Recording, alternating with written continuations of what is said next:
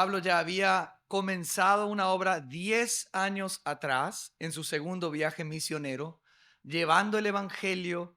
Por primera vez había llegado a Europa, la ciudad de Filipos, la primera ciudad que recibe el evangelio en Europa. La primera que se había convertido, recuerdan, era Lidia, una vendedora comerciante de púrpura. Se convirtió ella con su familia. También se convirtió el carcelero de Filipos con toda su familia. Y entonces nace la iglesia local en la ciudad de Filipos.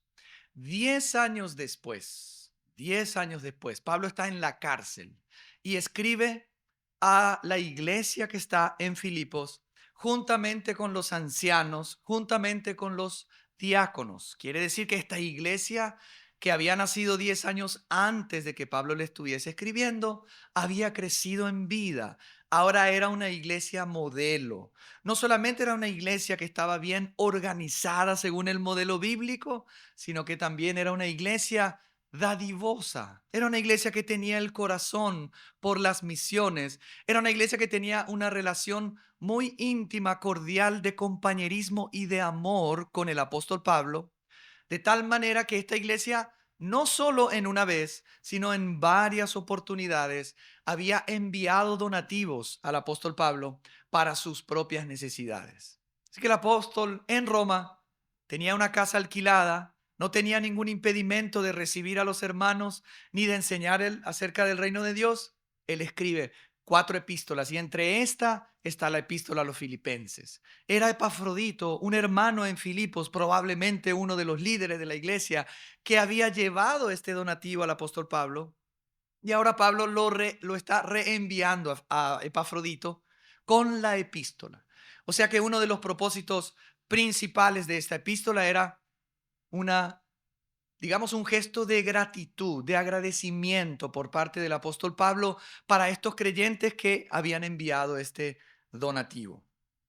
Recordemos que en esta epístola el apóstol nos va a describir un estado constante de gozo. Por eso se conoce como la epístola del gozo. Y decíamos que Pablo no está explicando teológicamente lo que es el gozo, sino que él simplemente está describiendo un estado en el cual él se encuentra, no obstante estuviese encarcelado. O sea, Pablo estaba gozoso de que el evangelio había progresado, había redundado más bien su condición en la cual él estaba a el progreso del evangelio, porque gracias a su encarcelamiento, el evangelio había llegado aún al pretorio, a la casa del César. O sea, Pablo estaba feliz de que el evangelio, aunque algunos predicaban por envidia y algunos predicaban por amor, lo importante era que el evangelio estuviese siendo predicado, que estuviese llegando y avanzando ahí en el mismo imperio romano y en el núcleo del imperio romano que era el pretorio. Recordemos que Pablo estaba encadenado a un soldado romano. Cada 6 o 7 horas se cambiaba ese soldado y Pablo, obviamente, ¿qué hacía con ese soldado? Les predicaba el evangelio y algunos de ellos seguramente se habrá convertido. Y al final de la epístola, entre los saludos, Pablo dice: les saludan los de la casa del César. Tremendo. Así que Pablo, no obstante, estaba preso, él se alegraba, él estaba feliz, él estaba gozoso porque el evangelio de Jesucristo estaba progresando ahí en el imperio romano. Ese era el propósito de Pablo.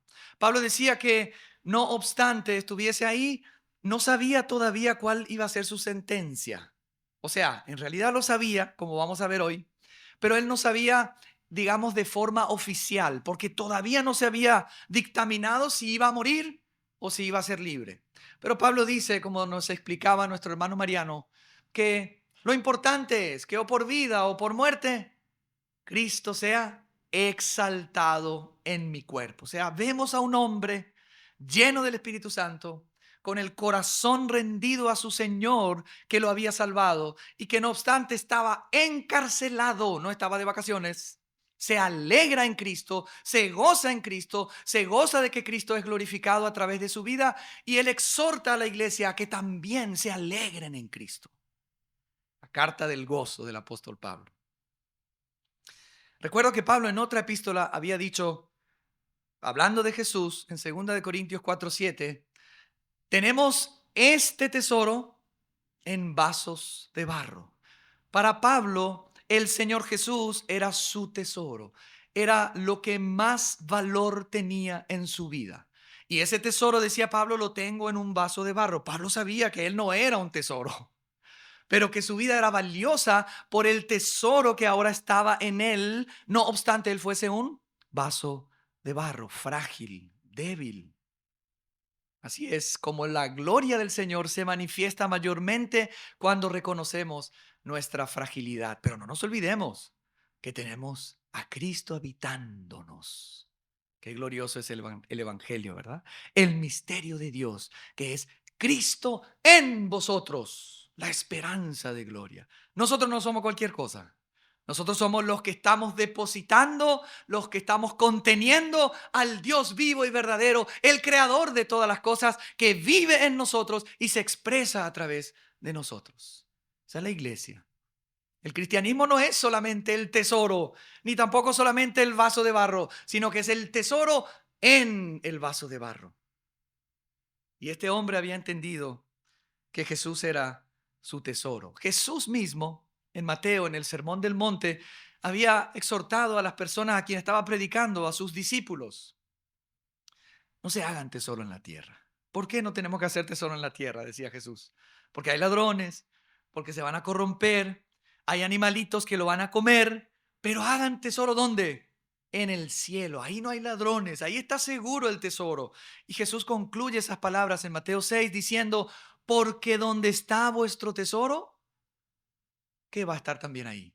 Nuestro corazón. Así que, hermanos, la clave para ser cristianos que, como Pablo, vivan a Cristo es que nuestros corazones estén involucrados en el servicio al Señor. Si nuestra apreciación de Cristo es la correcta, o sea, es lo más valioso para nuestras vidas, entonces también nuestro corazón estará en Él y podremos vivirlo. La clave es qué valor tiene para nosotros Cristo. Nuestros ojos han sido abiertos a la persona maravillosa de Jesús, a la obra grande que Cristo ha hecho por nosotros, que no merecíamos nada sino solamente el infierno. Porque si nuestros ojos se abren y empezamos a apreciar a ese Jesús, nuestros corazones van a estar en Él. Van a estar en el cielo, van a estar en su obra, van a estar en su causa. Y por ende, automáticamente y naturalmente, vamos a vivir a Cristo. ¿Será así Jesús para nosotros? Que esta mañana, esta reunión y esta palabra pueda ayudarnos a que la apreciación de Cristo en nuestros corazones sea mayor, más grande. Hay un autor que a mí me gusta mucho leerlo, se llama Tozer, Aiden Wilson Tozer. Este hombre, en uno de sus libros que lo dedica a los líderes de la iglesia, dice, el título es Lidere como Cristo. Él decía que uno de los requisitos en el libro, en la epístola de Pablo a Tito acerca de los ancianos es que sea amante de lo bueno. No solamente que haga lo bueno, sino que sea amante de lo bueno.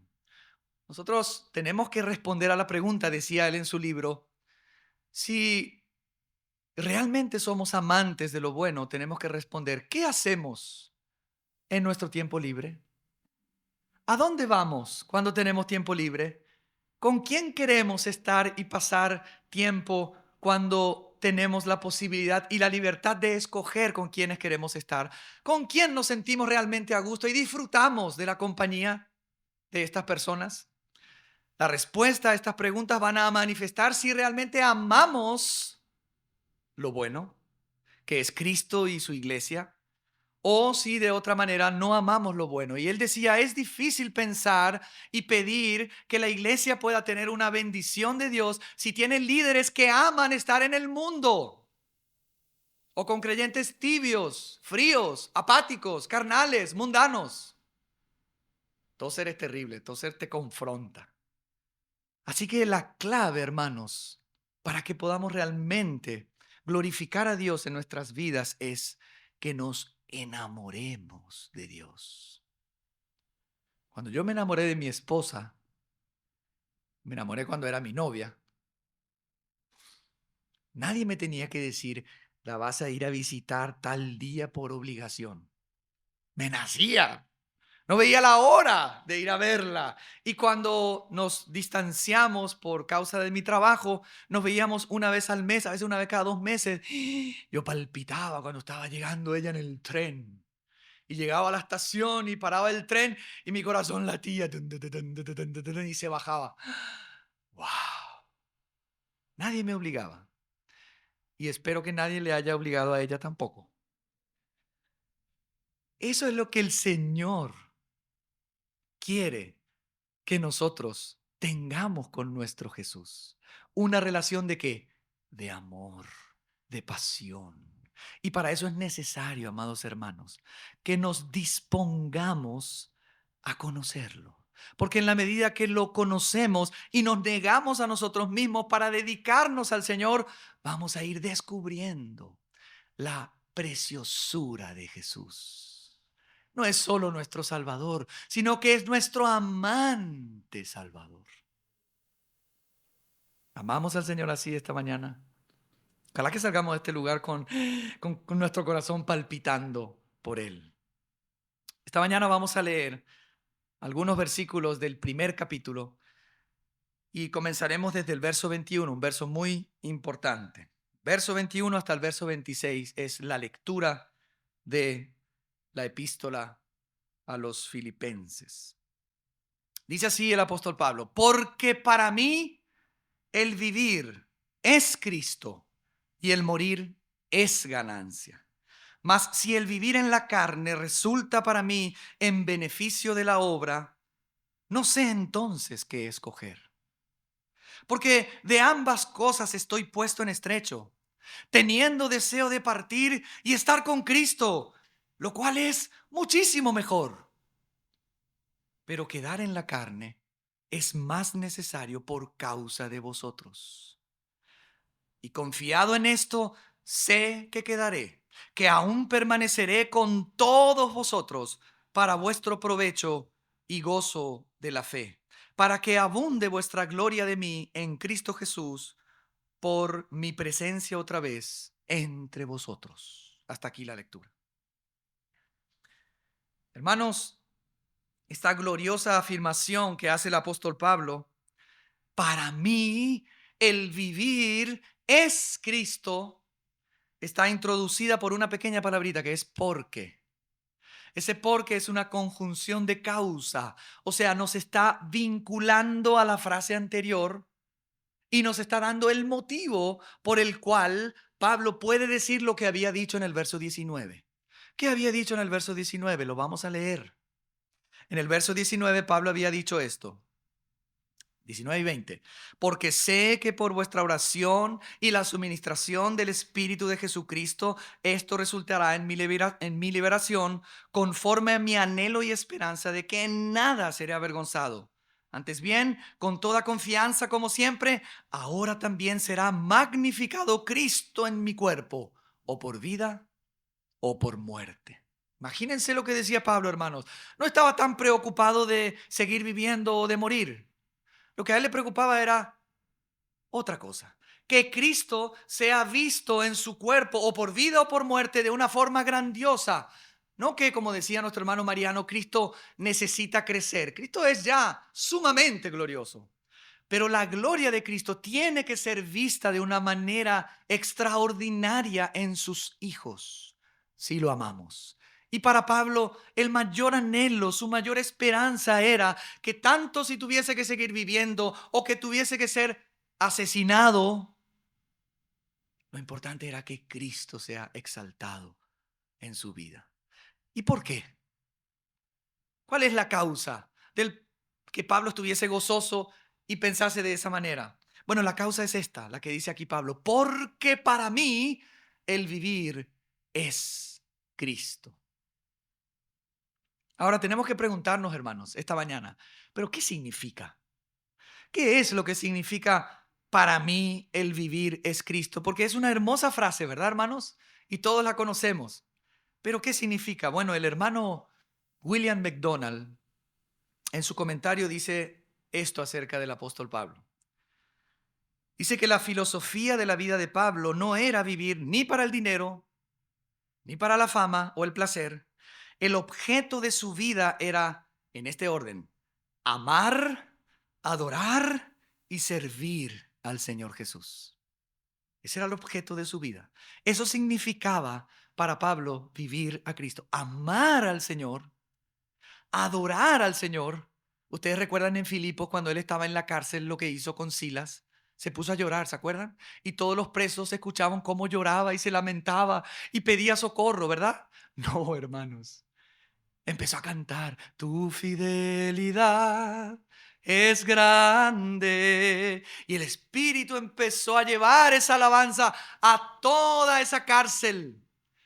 Y de repente, ¡pum!, un terremoto terrible y fueron libres. Pablo adoraba y amaba al Señor aún estando en la cárcel y tenía muchas heridas en la espalda porque fue muchas veces azotado en esa ocasión con Silas. Pero cantaban himnos al Señor. Nosotros hace frío y ya no nos gusta cantar. No me saludó el hermano y ya nos entristecemos toda la semana. Pero el apóstol Pablo no. Y tenemos que imitar a estos hermanos.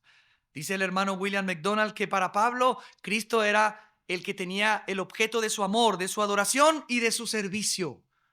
Él había dedicado y se había propuesto servir al Señor hasta su muerte. MacArthur dice, para Pablo la vida se resume en una sola palabra: Jesucristo. Cristo era su razón de ser. O sea, para mí el vivir Cristo es, me despierto pensando en mi Señor. Me voy a hacer las compras pensando en mi Señor. Pasa una situación difícil, pienso en mi Señor, cómo glorificarlo.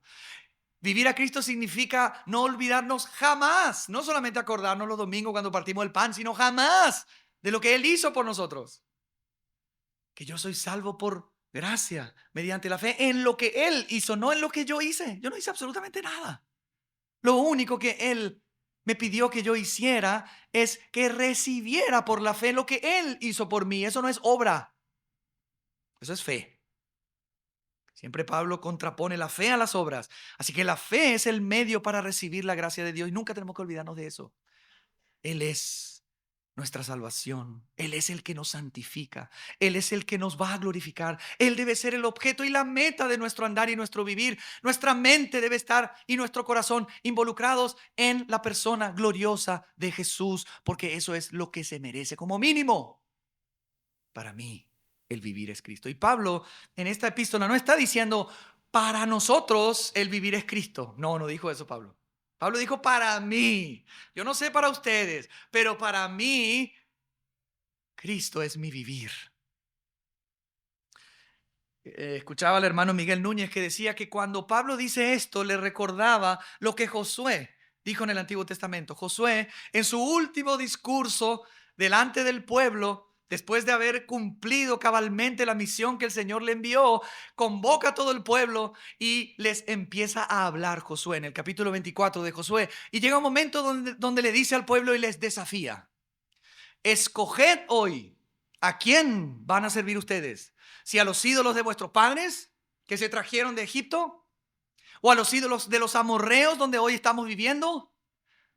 Pero yo y mi casa serviremos a Jehová.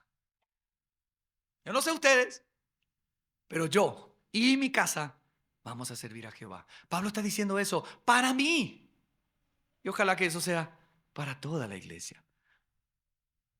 El hermano Martin Lloyd Jones en su comentario de esta epístola continuamente repite que esto que leemos en Pablo no tiene que quedar como algo imposible de lograr para la iglesia, porque el mismo Pablo dice que sean imitadores de mí, como yo lo soy de Cristo. Y no me imiten solo a mí, sino a los que andan conmigo y que vivimos a Cristo y amamos a Cristo, porque eso es lo que el Señor quiere y se merece como mínimo, que la iglesia lo ame con todo su ser. Para mí, el vivir es Cristo. Ahora, hermanos, No podemos pretender que nuestro vivir sea Cristo si primero Cristo no es nuestra vida. En otra epístola, el apóstol Pablo escribe a los colosenses: si ustedes ya murieron en Cristo y han resucitado, pongan la mirada en las cosas del cielo, donde está Cristo a la diestra del Padre. Y más adelante dice: cuando Cristo, vuestra vida, se manifieste, vosotros también seréis manifestados con Él en gloria. O sea, una persona que no tiene a Cristo en su corazón como su vida, jamás va a poder vivir a Cristo. Lo primero que necesitamos para poder llegar a vivir a Cristo es tener a Cristo. Una cosa es tener a Cristo, pero otra cosa es vivir a Cristo. ¿Y cómo se tiene a Cristo? Bueno, el Señor en el capítulo 5 del Evangelio de Juan, voy a leer ese texto, dice así, en el verso 24. Capítulo 5 de Juan, verso 24, el Señor dice así: de cierto os digo, el que oye mi palabra y cree al que me envió, tiene vida eterna y no vendrá a condenación, mas ha pasado de muerte a vida. Según este pasaje, ¿cómo es que obtenemos la vida eterna? Cuando oímos su palabra y creemos en esa palabra, tenemos vida eterna y experimentamos que ya no estamos muertos en nuestros delitos y pecados, que no es otra cosa que estar separados de Dios, sino que ahora pasamos de esa condición de muerte y separación con Dios a una condición de reconciliación con Dios y de vida. Ahora Cristo vive. Eso se llama, ¿saben cómo se llama? El nuevo nacimiento. ¿Tenés a Cristo en tu corazón? ¿Has recibido a Cristo en tu vida? ¿Has experimentado el oír el Evangelio y el haber creído en el Evangelio, experimentando dolor por tus pecados delante de Dios? ¿Has decidido dejar de confiar en tu propia justicia para obtener el favor de Dios y has decidido confiar completamente en aquel que murió por vos para recibir vida?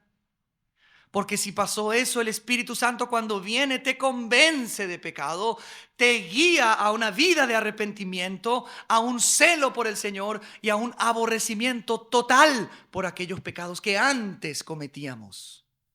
No es que dejamos de pecar, odiamos lo que antes hacíamos, porque ahora tenemos vida. Eso no significa que el creyente no va a pecar nunca más, no. No significa en absoluto eso. Por eso, como decía nuestro hermano, la sangre del Señor no solamente nos compró, sino nos purifica y nos limpia de todo pecado. Amén. Tenemos un abogado delante de Dios, pero hemos dejado una vida habitual de práctica del pecado. ¿Has experimentado el nuevo nacimiento?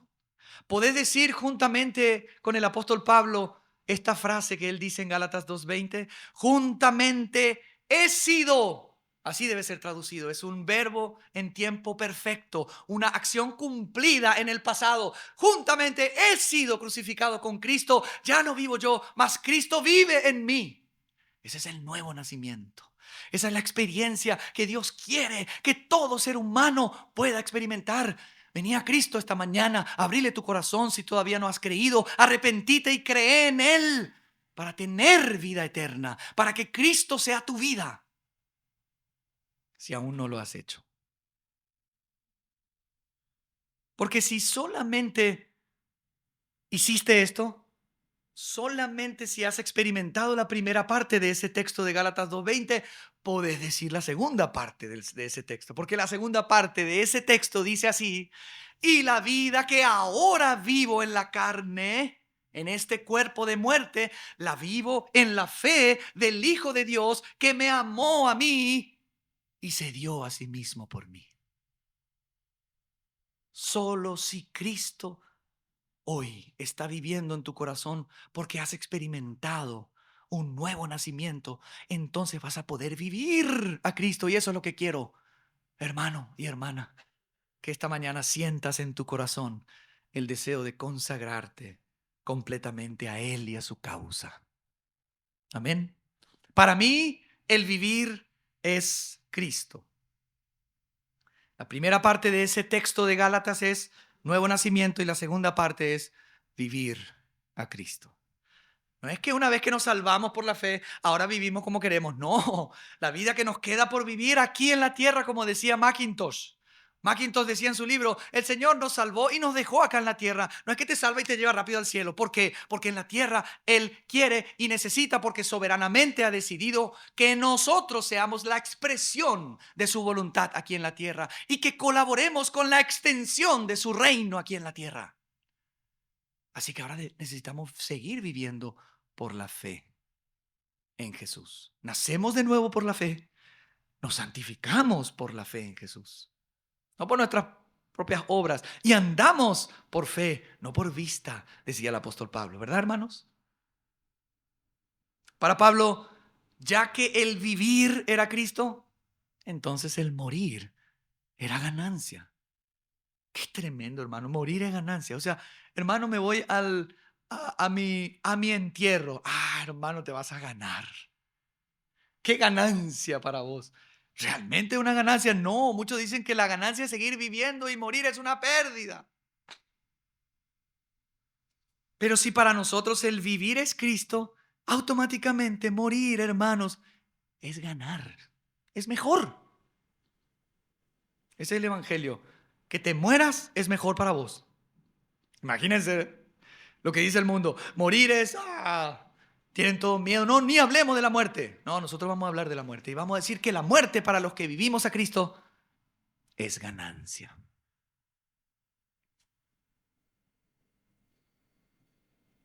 Para el cristiano que ama al Señor, que vive a Cristo, la muerte se vuelve una experiencia no tenebrosa ni acompañada de miedo, incertidumbre. No es un tránsito oscuro en el que todos nuestros tesoros se pudren en una rápida corrupción, sino más bien un lugar de una gentil transición, un camino cubierto que conduce a la luz. Hermano, cuando nos morimos, y nos moriremos, porque todos nos vamos a morir, a no ser que estemos en esa generación del rapto, del arrebatamiento, nos morimos, abrimos los ojos y los ángeles vienen a buscarnos y nos llevan al seno de Abraham. Eso decía un autor. ¿Qué dijo el Señor Jesús cuando murió Lázaro? En la parábola de Lázaro y el rico. Los ángeles vinieron a buscar a Lázaro y lo llevaron al seno de Abraham, al paraíso. Prepárate porque vienen ángeles a llevarte cuando te morís. Pablo aquí está diciendo que la muerte es una ganancia. Ganancia, ¿por qué? Porque dejamos este mundo de tinieblas, dejamos este cuerpo de muerte, ¿verdad, hermano? Que nos da gusto todos los días tener que luchar con este cuerpo de pecado. Este cuerpo no se rinde. Todos los días esta carne quiere ¿qué? Dormir, chismosear, ver cosas que no hay que ver, decir cosas que no tenemos que decir, dejarse ganar por el enemigo. ¿Verdad que es así la carne? ¿O la carne de ustedes no es como la mía? Porque la carne no mejora nada en la nueva creación.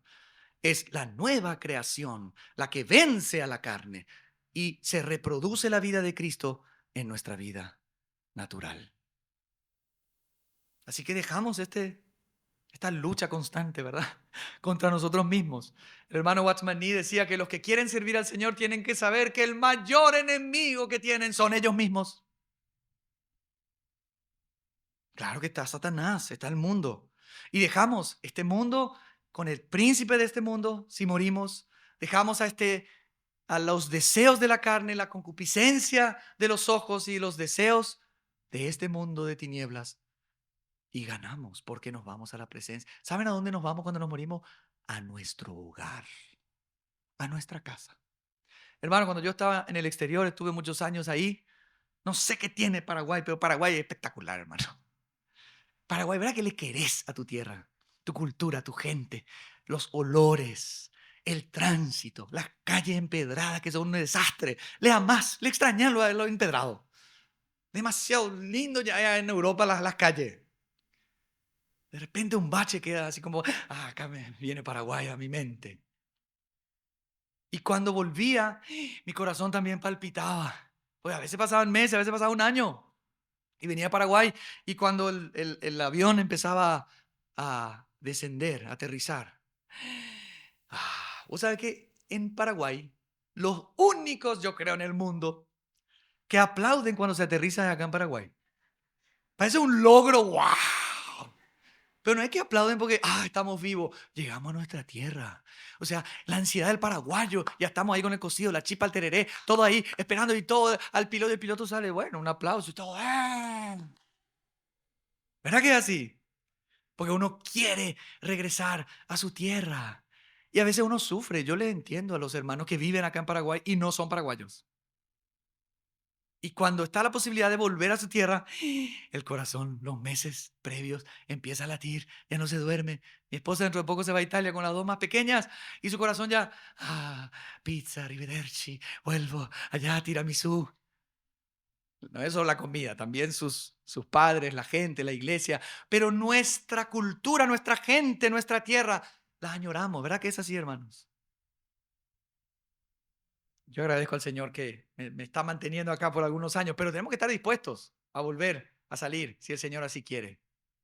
Cuando morimos, hermanos, volvemos a nuestra casa, a nuestra ciudad celestial, a nuestro hogar. Esa es la sensación. No pienses que cuando mueras y vayas al cielo vas a decir, extraño mi tierra ya. Nada que ver. Cuando mueras, vas a ir a tu hogar. Pablo dice en esta epístola que somos ciudadanos celestiales. Así que hay ganancia. Aleluya. Pero la mayor ganancia, el hermano, un hermano que yo leo bastante, algunas cosas no concuerdo, pero se llama John Piper. Este hermano escribe un libro que se llama El Evangelio es Dios. Tremendo libro. Y en ese libro él dice, yo no quiero saber nada de irme a la Nueva Jerusalén y al paraíso si ahí no está sentado Jesús, el Cordero de Dios. Porque lo que hace de la Nueva Jerusalén el paraíso es la presencia del Hijo de Dios, el Cordero que fue inmolado. Ese es nuestro cielo. Jesús, nuestro Señor, nuestro Redentor, que derramó su sangre por nosotros. Solo Él tiene que estar en nuestro ser, en nuestra mente, todos los días. Debemos desear, no solo decirlo, yo sé que lo decimos muchas veces, Señor, queremos tu venida, pero realmente queremos su venida. Hermano, va a ser un día glorioso la venida del Señor. Y si nos vamos antes, mejor para nosotros. Me hacen un favor si me muero. Me voy a estar con Él. Para Pablo, el vivir es Cristo y el morir es ganancia. Pero Pablo, a partir del verso 22, empieza como en un dilema, porque él dice, mas si vivir en la carne resulta para mí en beneficio de la obra, no sé entonces qué escoger. O sea, aunque para mí Cristo es el vivir y el morir es ganancia, pero si yo me quedo acá, esto va a hacer que la obra de Cristo avance y yo te lleve más fruto para Cristo. Así que no sé qué escoger. Estoy ahí entre ir o quedarme. Pero miren, hermanos, Pablo sabía que quedar en la carne iba a producir más beneficio y fruto para la causa de Cristo. Pero el no saber qué escoger, hermanos, era por un lado o partir y estar con Cristo y beneficiar a los filipenses. O era partir y estar con Cristo o era beneficiar a los filipenses. Lo mejor para Pablo era partir. Y lo mejor para los filipenses y para nosotros era que no partiera aún. Pablo quería que la cuenta de los filipenses abundase en el cielo. Hermanos, ¿sabían que tenemos una cuenta corriente en los cielos? ¿Cuántos sabían eso? Filipenses capítulo 4, Pablo cuando está terminando esta epístola y está agradeciendo y recordando ese donativo que recibió, él quiere aclarar algo. No es que yo necesite algo, yo he aprendido, pero igual les agradezco y les pongo en claro esto. Verso 17. No es que busque dádivas, capítulo 4, verso 17, sino que busco fruto que abunde en vuestra cuenta. O sea que cuando nosotros contribuimos para la obra misionera, ¿qué es lo que estamos haciendo? Estamos haciendo que nuestra cuenta en el reino de los cielos, donde no hay ladrones, no hay PIN, no hay código, no hay contraseña, no hay nada, aumente. ¿Cómo está tu cuenta celestial? ¿Sos rico en los cielos? En la medida que predicamos el Evangelio, ayudamos, oramos, edificamos la iglesia, contribuimos, nuestra cuenta abunda. Y a Pablo lo que le interesaba era el beneficio de los filipenses, porque en el día de Cristo los filipenses eran su gozo y su gloria junto con otras iglesias. Pero Pablo es muy claro, hermanos. Y en el verso 23 dice así: porque de ambas cosas estoy puesto en estrecho, teniendo deseo de partir y estar con Cristo, lo cual es muchísimo mejor. No hay duda. Para Pablo era muchísimo mejor partir. Esa palabra partir da la idea de levar anclas. Una nave que está ahí en el puerto, se elevan las anclas y la nave queda libre para navegar. Esa es la idea. O levantar campamento. Cuando nos vamos al campamento, los hermanos que tienen carpa ponen las cuerdas para que la carpa se sostenga, pero cuando terminó el campamento, ¿qué hacemos? Soltamos las cuerdas y nos vamos. Esa es la idea. Partir aquí es levantar campamento e irnos a estar con el Señor. Y Pablo dice, eso es muchísimo mejor. Pablo aquí no está hablando del sueño del alma. Vamos a aclarar eso. No es que nosotros morimos y nos vamos a dormir en el alma y vamos a estar así dormidos. No. Pablo habla del dormir de los creyentes, pero se está refiriendo a sus cuerpos, no al alma, no al espíritu. Pablo dice aquí en el verso 23, teniendo deseo de partir y estar con Cristo. El Señor le dijo al ladrón en la cruz, hoy vas a dormir en el paraíso, le dijo. Hoy estarás conmigo. Y ese bandido, que no solamente era ladrón, sino que era un asesino, porque eso también significa en el griego, está en el cielo con Cristo y los ángeles y los santos que nos han precedido, disfrutando del Señor hace más de 2000 años. Se salvó, creyó, vio a aquel que estaba muriendo por él, vio su condición de pecado y confió. Y se salvó. Tan simple, pero tan glorioso.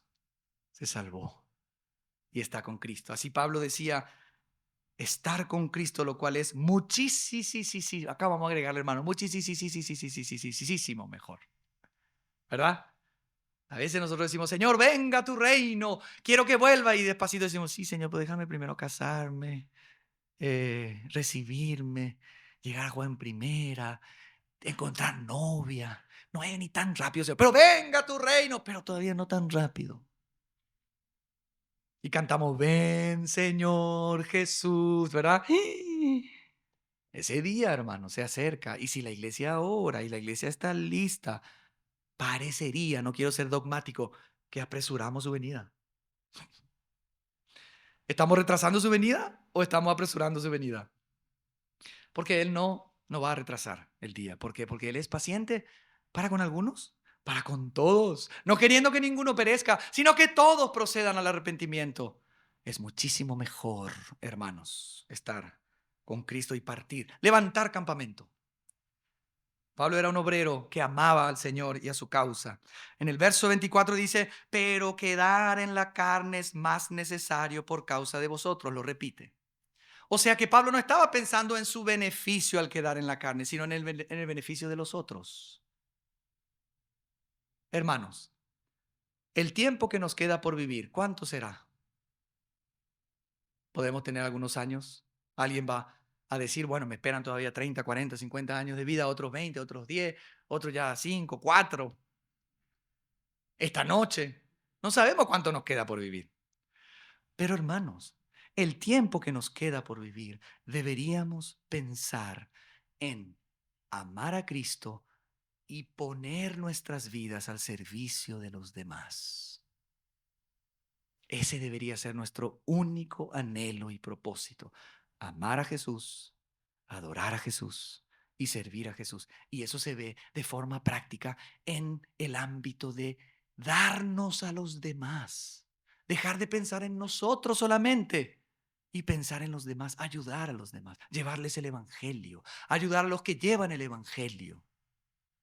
Ayer vino a visitarme el hermano Antonio, disculpame Antonio que te nombre, a casa, y después la hermana Graciela va a compartirnos algo al final del culto breve. Y este hombre fue a visitarme, empezamos a hablar y ya me empezaba a decir, sí, porque ya estamos juntando como esa agitación, ya nos vamos de vuelta a Nepal. Ya se quiere ir.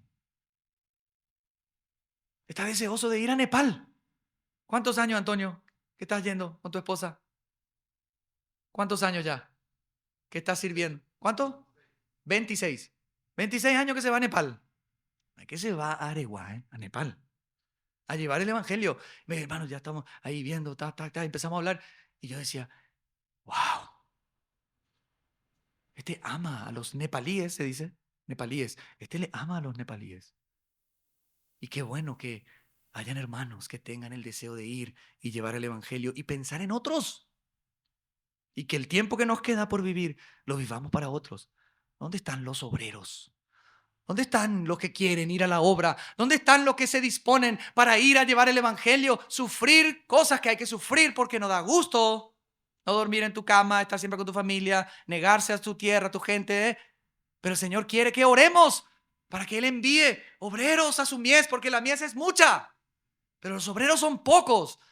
Tenemos que desear que en la iglesia surjan familias enteras con el deseo de amar a Cristo e ir a predicar el evangelio. Ahí en el trabajo capaz, en la familia, en la ciudad.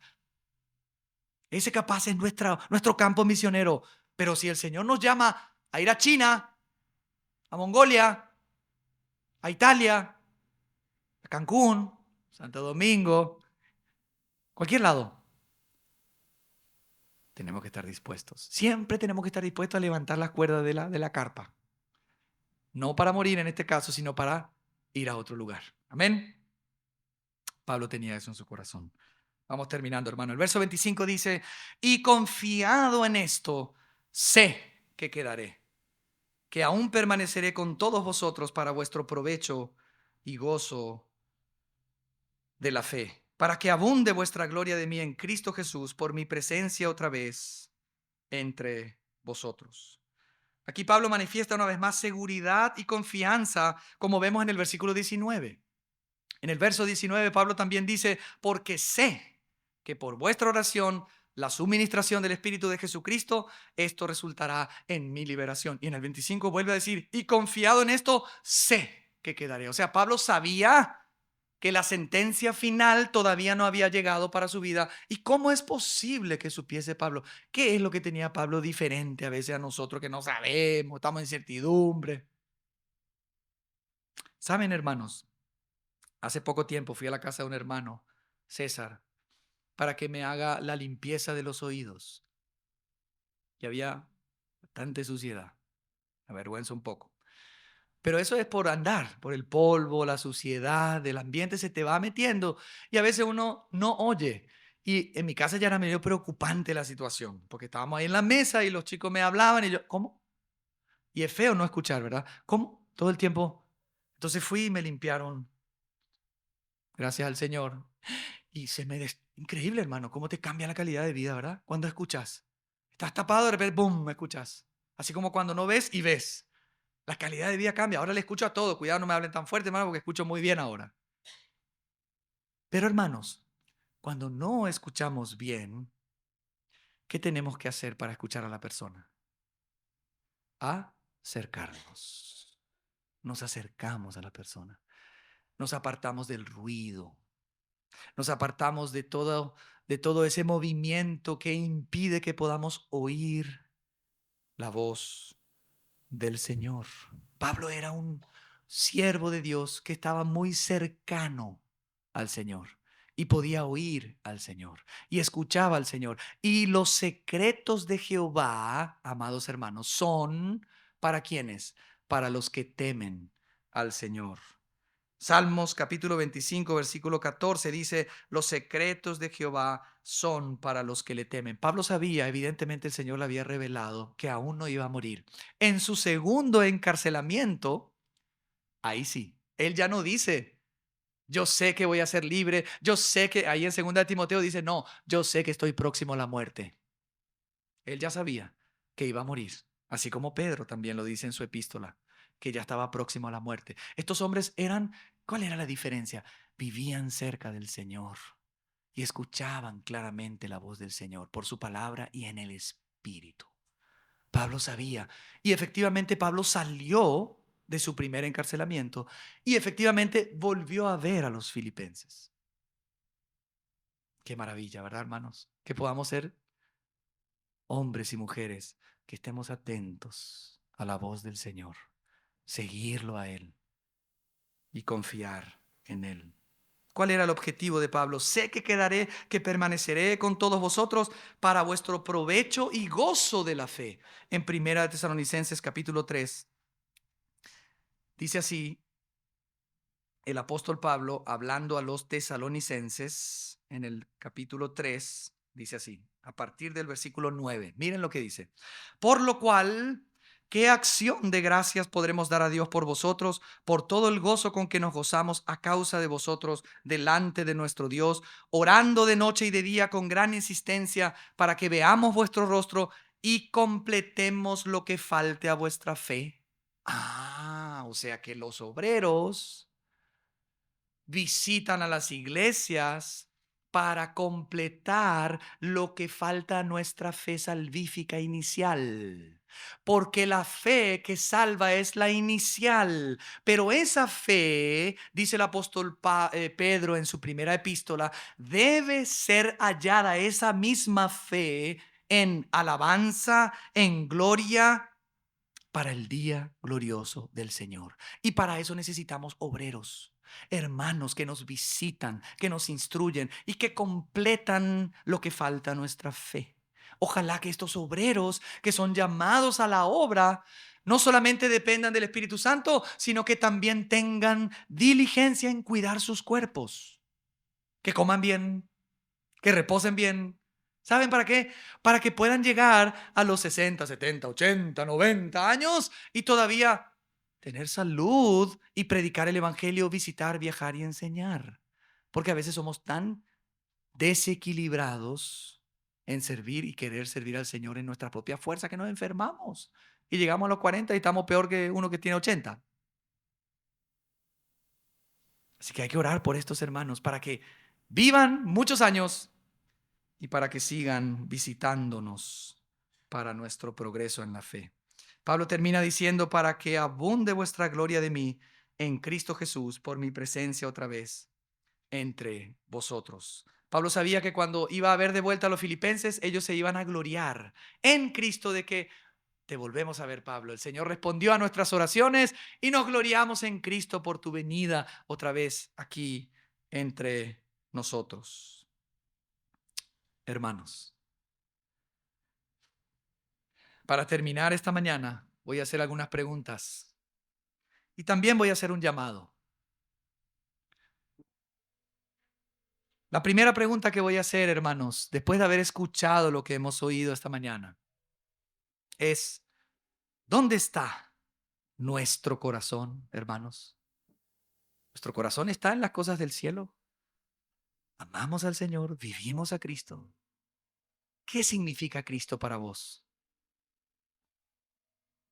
¿Cristo es nuestro vivir?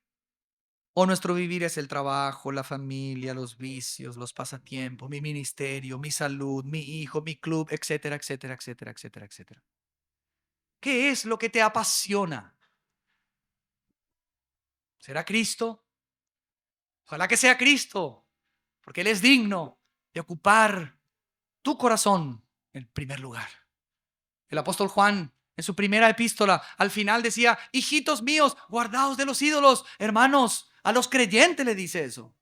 A veces tenemos muchos ídolos todavía en nuestro corazón que hay que ser conscientes, identificarlos, derribarlos y expulsarlos para que Cristo tome el primer lugar, el trono de nuestro corazón.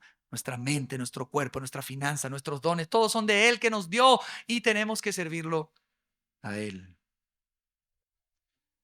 Para ti, amigo, amiga, joven, ¿estás seguro de tu salvación? ¿Tienes al Hijo de Dios morando en tu corazón? Porque si no es así, Esta mañana yo te invito a que abras tu corazón a Cristo, que dejes de pensar que no eres digno. Acá ninguno es digno. Él vino a buscarte así como estabas, perdido, sucio, lejos de Dios.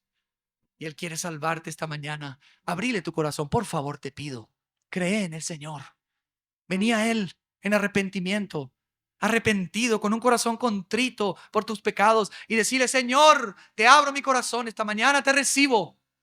Quiero ser tu hijo, quiero servirte. Arrepiéntete y cree en el Señor Jesús esta mañana. Y por último voy a preguntar: ¿alguno está dispuesto para su obra? ¿Alguno está dispuesto para decir como Isaías, cuando el gran yo soy, el Todopoderoso, dijo en el capítulo 6, ¿a quién enviaré? ¿Quién irá por nosotros? Isaías dijo: heme aquí, envíame a mí.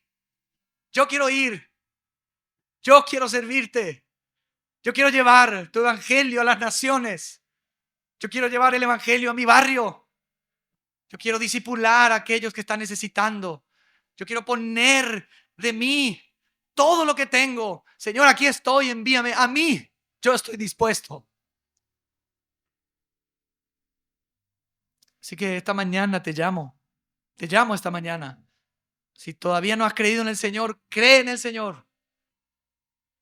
¿Quién quiere en esta mañana recibir a Cristo esta mañana? Levanta tu mano. Levanta tu mano esta mañana. No tengas miedo. Y si no has recibido a Cristo, recíbelo. Recíbelo en tu corazón. Cree en Él. Hoy es el día para ti. No te avergüences. El reino de los cielos se está abriendo delante de ti para que te arrepientas y creas. Cree en el Señor. ¿Y cuántos hoy están dispuestos? Y hermanos, no vengan así nomás. Piénsenlo bien. ¿Cuántos de verdad dicen esta mañana: Señor, aquí estoy, envíame a mí, yo quiero ir?